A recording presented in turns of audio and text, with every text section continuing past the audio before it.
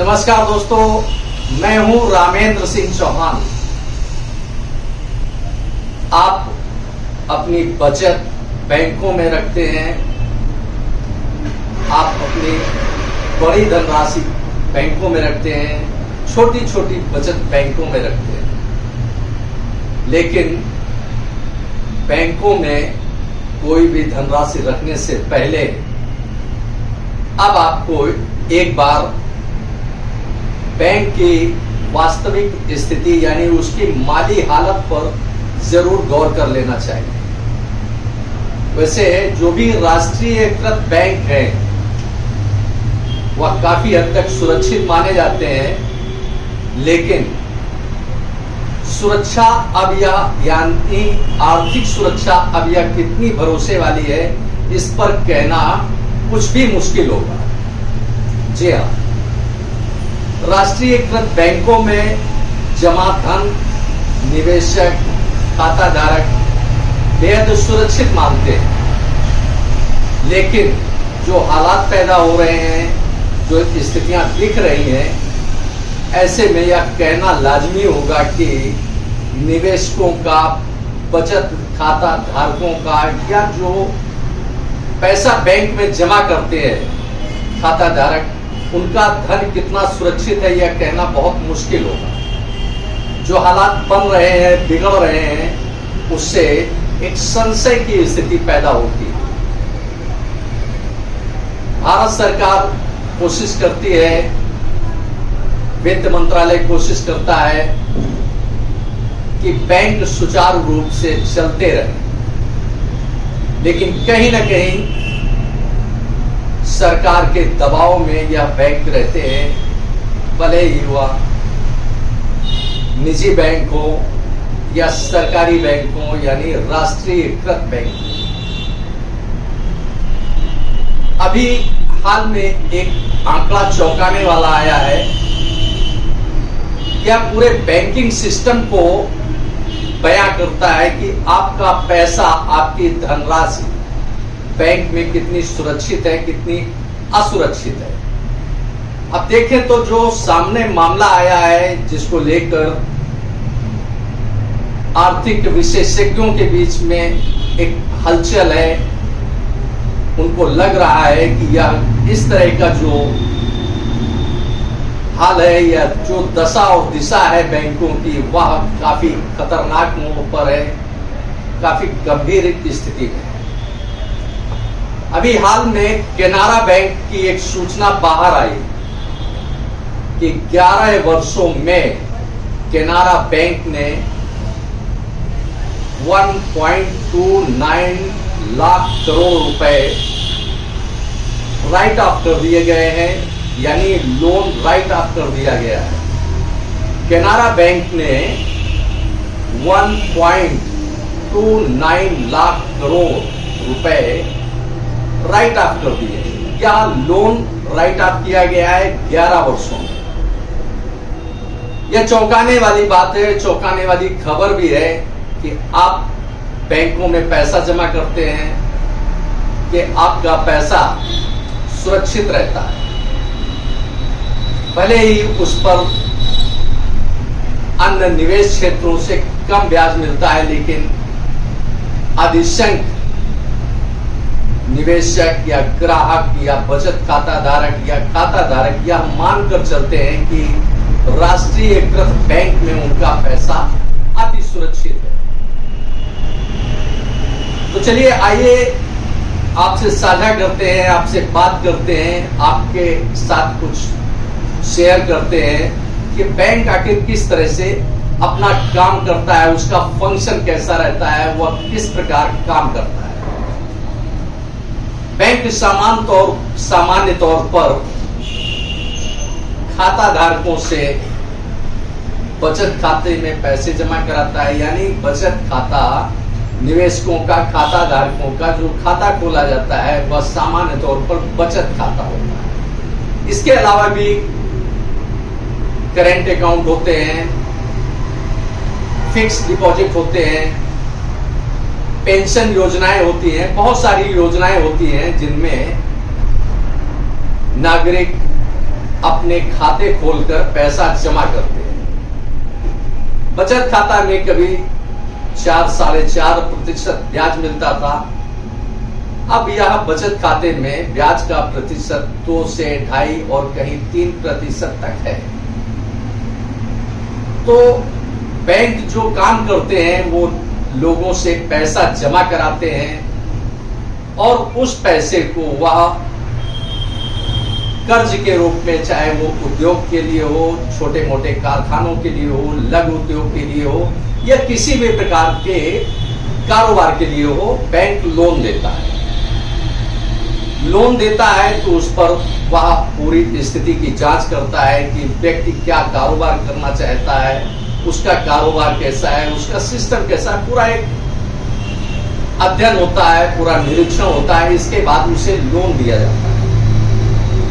अब जिस प्रकार से यह लोन जो होता है वह उस पर उसे बड़ी संख्या में, यानी यूं कहें कि अच्छे प्रतिशत पर ब्याज के साथ पैसा वापस मिलता है। यानी जिसको कर्ज दिया जाता है, बैंक जिसे कर्ज देता है उस पर और निवेशक के ब्याज दरों में काफी अंतर होता है। यूं कहें कि जिससे जमा दिया जाता है उसको 3%, 2.5% ब्याज दिया जाता है। फिक्स डिपॉजिट में यह ब्याज अधिक होता है। लेकिन जब किसी को कर्ज दिया जाता है और उससे कर्ज की वापसी ब्याज सहित होती है, वह जो ब्याज कर्ज पर लिया जाता है वह प्रतिशत बढ़ा हुआ होता है। वह कहीं 8% है, कहीं 9% है, कहीं 10 है और पहले तो कभी यह 12 से 14% तक हुआ करता था।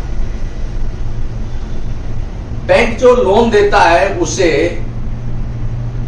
एक तरह से बैंक अपना एसेट्स मानता है, संपत्ति मानता है, क्योंकि वह उससे उसकी आमदनी होती है ब्याज के तौर पर।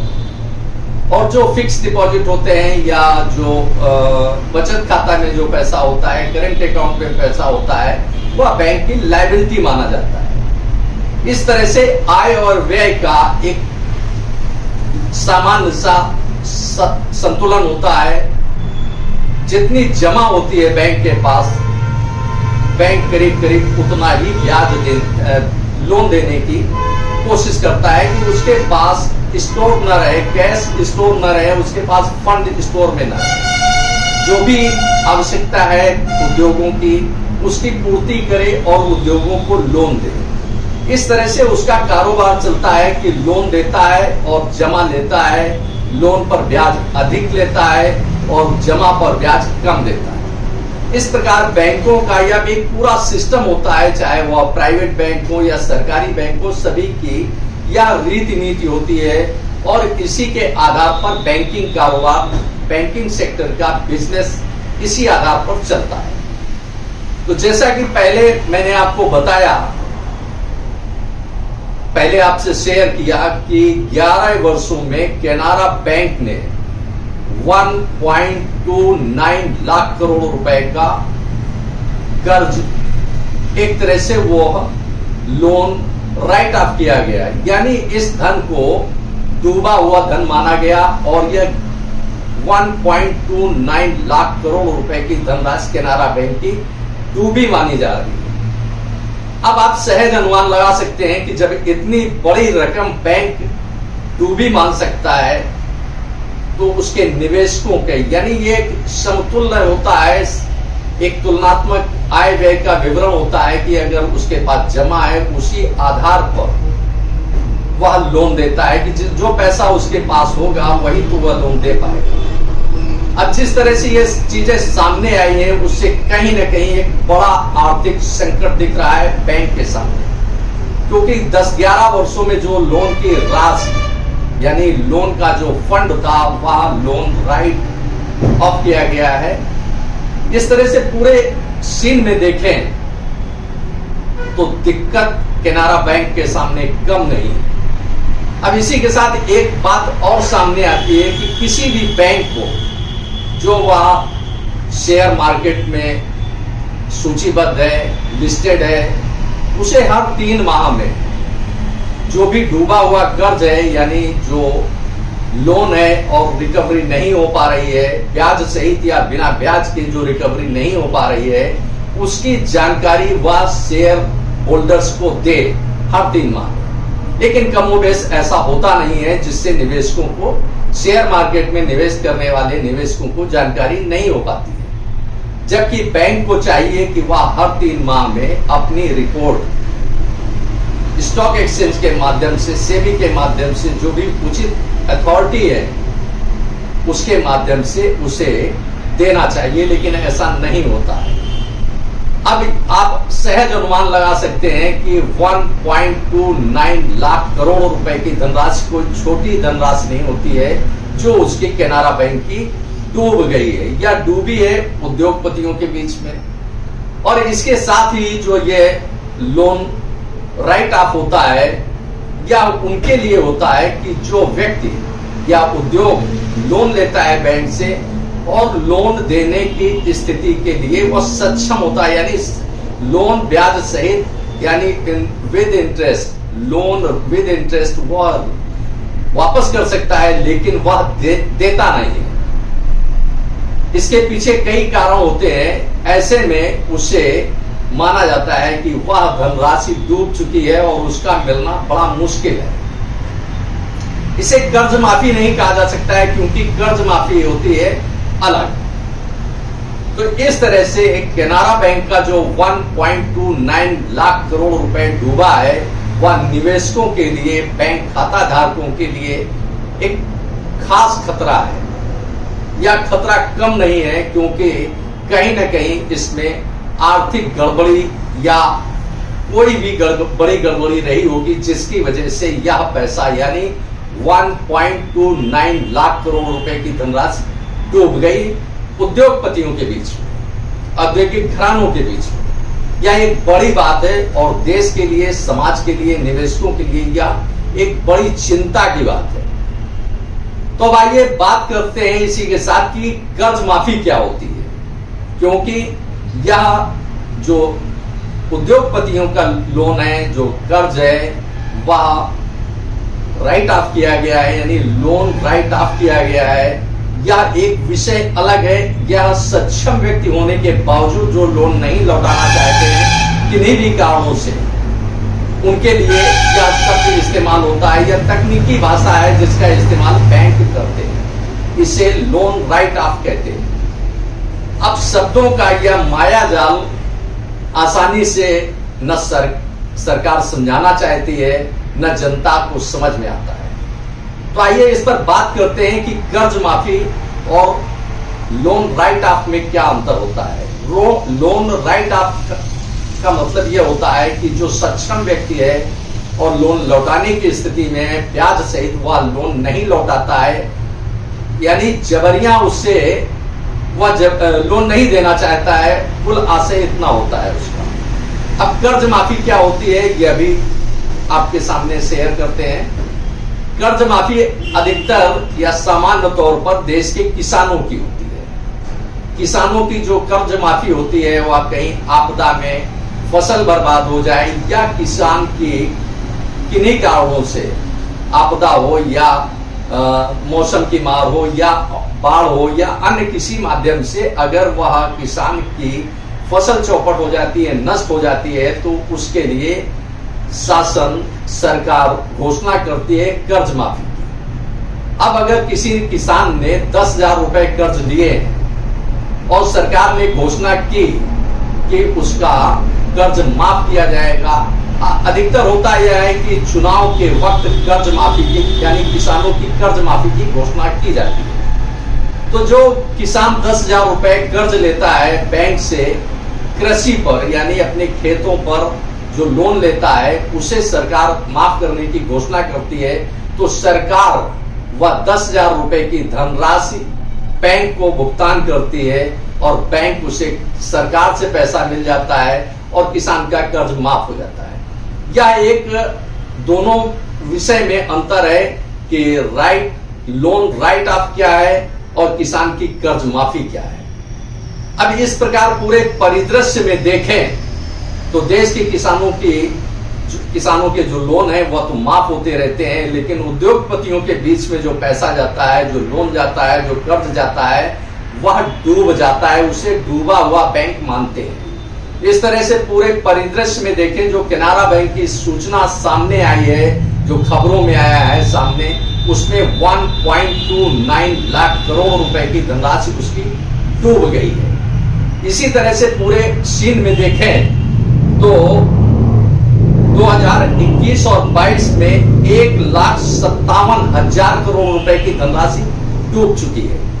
यानी 2021 और 22 में कुल मिलाकर के जो सभी बैंकों का हाल है वह यह है कि वह 1,57,000 करोड़ रुपए की धनराशि बैंकों की डूब गई है। अब इसमें निवेशक यानी खाता धारकों का या बचत खाता धारकों का सभी का पैसा होगा जो बैंकों में जमा होता है। अब जब रिकवरी नहीं हो पाती है लोन की उद्योगपतियों से, तो उसे डूबा मान लिया जाता है। और यह धनराशि जो सामने आई है 1,57,000 करोड़ रुपए, यह कोई मामूली रकम नहीं है। अपने देश के छोटे छोटे निवेशक हैं या छोटे छोटे खाता धारक हैं जिनके पैसे जमा होते हैं बैंकों में, और उस पैसे को कर्ज में इस्तेमाल किया जाता है, कर्ज देने में इस्तेमाल किया जाता है। अब यही एक और बात कर लेते हैं कि जो कर्ज न चुका पाने वाले लोग हैं, ऐसी देश में बड़े उद्योगपतियों की संख्या जो है वो कितनी है? वह संख्या है 2,790। यह फिगर है 31 मार्च 2022 की। यानी 2,790 लोग जो सक्षम हैं और कर्ज वापसी कर सकते हैं, ब्याज भी भुगतान कर सकते हैं, लेकिन वह न कर्ज वापस कर रहे हैं, न ब्याज वापस कर रहे हैं, और बैंकों को सिर्फ एक तरह से वो ठेंगा दिखा रहे हैं। ठेंगा इसलिए कहेंगे कि सक्षम होने के बावजूद बैंक को पैसा वापस ना देना, जो कर्ज दिया है वो कर्ज वापस ना करना, ठेंगा दिखाना ही है कि चलिए आप देखते हैं हम क्या कर लेते हैं।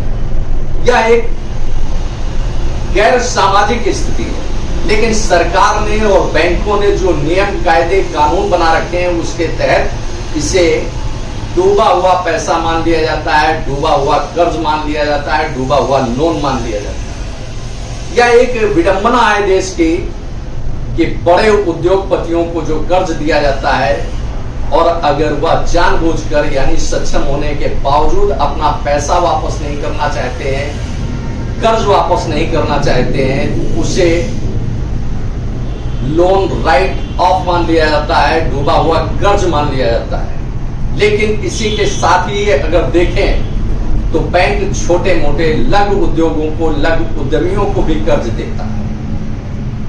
वह अगर कर्ज की वापसी नहीं करते हैं, लोग मकान बनवाने के लिए कर्ज लेते हैं, प्लॉट खरीदने के लिए कर्ज लेते हैं, आवासीय सुविधाओं के लिए कर्ज लेते हैं, कार खरीदने के लिए कर्ज लेते हैं, और भी बहुत सारे होते हैं जो पर्सनल लोन के दायरे में आते हैं, वह लोन लेते हैं।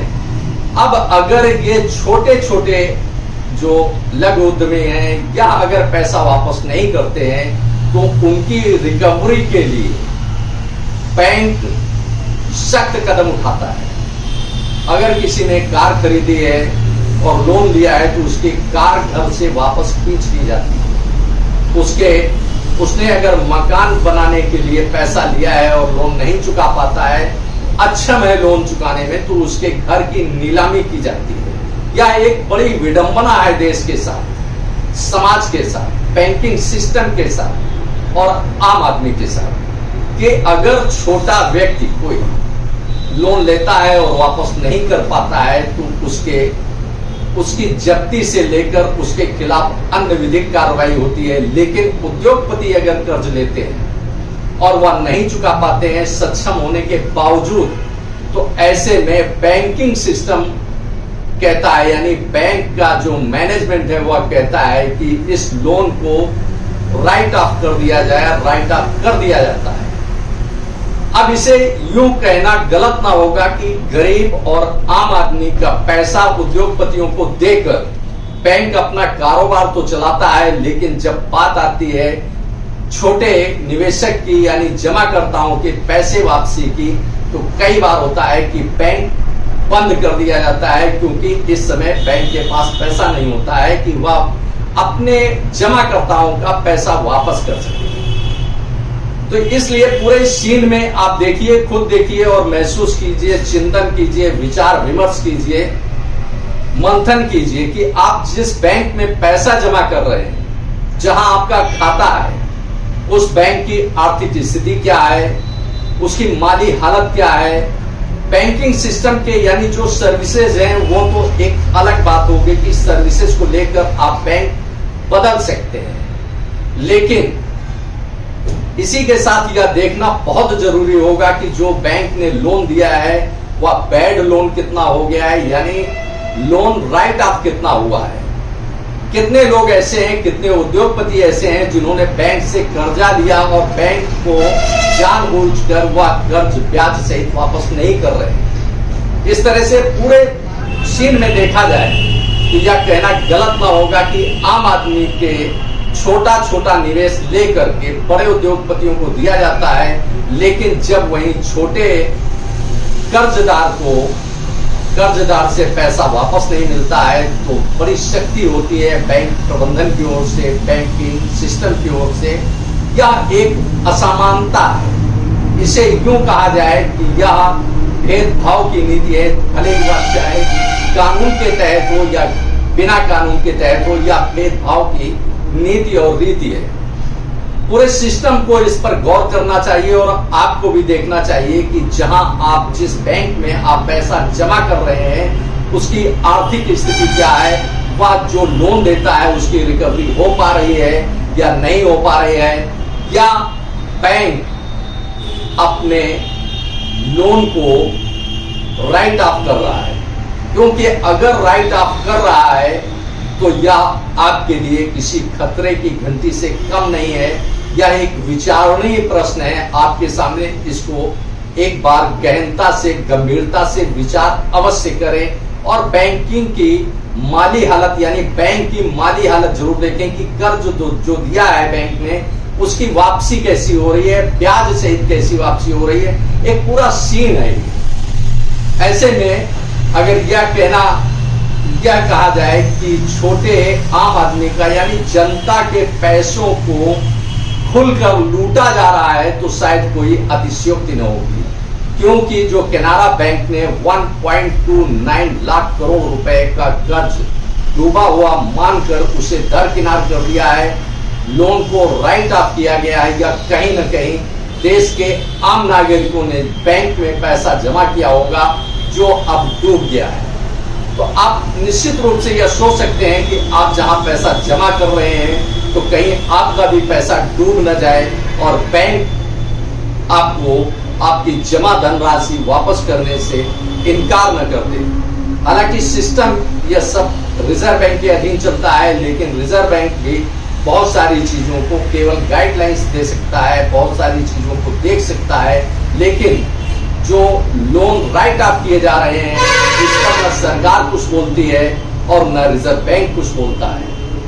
यह एक चिंता का विषय है कि जिस तरह से देश में अरबों खरबों की धनराशि, सभी बैंकों की देखें तो अरबों खरबों की धनराशि यानी जो अभी तक देखा गया कि 1,57,000 करोड़ रुपए 2021 और 22 में डूब गए हैं। यह एक चिंता का विषय है। चिंता का विषय आपके लिए इसलिए जरूरी है क्योंकि आप छोटे निवेशक हैं, हम छोटे निवेशक हैं, छोटे जमा करता है, 1,500 रुपए, 2-4-5 रुपए जमा करते हैं बैंक में इस आशय के साथ, इस लालसा के साथ कि हमारी यह छोटी छोटी रकम कभी बड़ी हो जाएगी, जिससे हम कोई अपना एक बड़ा, चाहे वो बिजनेस हो या घर परिवार में शादी ब्याह की बात हो या बच्चों की शिक्षा की बात हो या मकान बनवाने की बात हो या अपनी आवासीय सुविधाओं सेवाओं की पूर्ति करने की बात हो या गाड़ी खरीदने की बात हो, वाहन खरीदने की बात हो, कोई भी जरूरत हो सकती है जिसे आप पूरा करने का सपना देख रहे होते हैं। लेकिन जिस तरह से बैंक लोन को, बड़े बड़े लोन को राइट ऑफ कर रहा है, वह आपके लिए चिंता का विषय होना चाहिए। यह एक गंभीर विषय है देश के लिए, समाज के लिए और नीति नियंताओं के लिए, बैंकिंग सिस्टम के लिए। यह पूरा सीन आपने देखा कि किस तरह से लोन को राइट ऑफ किया जा रहा है, यानी आपकी जेब से पैसा निकाल कर उद्योगपतियों को दे दिया गया और वह नहीं दे रहे हैं तो उसे राइट ऑफ कर दिया गया, लोन को राइट ऑफ कर दिया गया। इस तरह से पूरे सीन में बेहद गंभीर और चिंतनीय विषय ये सामने आ रहा है जो कैनरा बैंक का सामने आया है। इसी तरह से सभी बैंकों का है। हालांकि लोन को जब वो रिकवरी नहीं हो पाती है उसे डूबा मान देते हैं और उसे राइट ऑफ कर दिया जाता है।